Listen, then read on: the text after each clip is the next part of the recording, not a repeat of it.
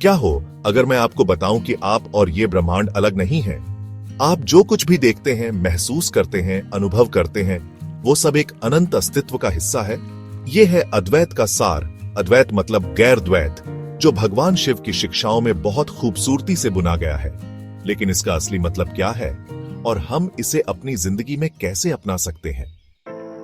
अद्वैत का मतलब है दो नहीं, यानी आत्मा और परमात्मा के बीच कोई दूरी नहीं है। सीधे शब्दों में कहें तो सब कुछ शिव है और शिव ही सब कुछ है। लेकिन शिव की शिक्षाओं से ये गहरी सच्चाई कैसे निकली? कई प्राचीन ग्रंथों में शिव को आदि गुरु माना गया है, पहले शिक्षक जिन्होंने मौन के माध्यम से अद्वैत का ज्ञान दिया। शिव सूत्र, वेद और उपनिषद सभी इस दर्शन को प्रतिध्वनित करते हैं, हमें याद दिलाते हैं कि द्वैत का भ्रम मन द्वारा बनाया गया है। समुद्र में एक लहर की कल्पना करो। वो शायद सोचे कि वो अलग है, लेकिन असल में वो हमेशा समुद्र का ही हिस्सा है। इसी तरह हम खुद को अलग अलग प्राणी समझते हैं, लेकिन सच में हम सब एक ही दिव्य चेतना का हिस्सा है, खुद शिव का।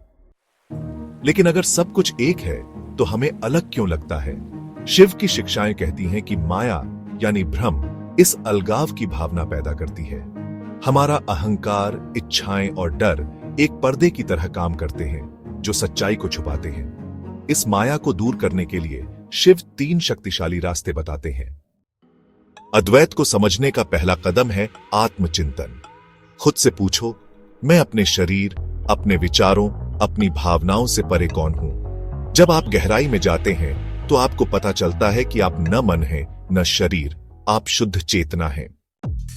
अद्वैत को समझने का पहला कदम है आत्मचिंतन। खुद से पूछो, मैं अपने शरीर, अपने विचारों, अपनी भावनाओं से परे कौन हूं? जब आप गहराई में जाते हैं तो आपको पता चलता है कि आप न मन हैं, न शरीर, आप शुद्ध चेतना हैं। दूसरा रास्ता है ध्यान। गहरे ध्यान के माध्यम से आप और संसार के बीच की सीमाएं धुलने लगती हैं। शिव को खुद आदियोगी कहा जाता है, पहले योगी, जिन्होंने दिखाया कि मौन और स्थिरता से ही ज्ञान प्राप्त होता है। तीसरा रास्ता है भक्ति और समर्पण। शिव का नाम जपना, ईश्वर के प्रति समर्पण और प्रेम और करुणा के साथ जीना अहंकार को खत्म करता है। जब अहंकार मिट जाता है तो केवल शिव ही रह जाता है। यही अद्वैत का अंतिम संदेश है। शिवोहम, मैं शिव हूं, मैं अनंत हूं, कोई दूसरा नहीं है। जब यह सच्चाई समझ आ जाती है तो डर, दुख और अलगाव गायब हो जाते हैं, केवल आनंद और एकता रह जाती है। शिव की अद्वैत की शिक्षाएं सिर्फ दर्शन नहीं है, ये जीने का एक तरीका है।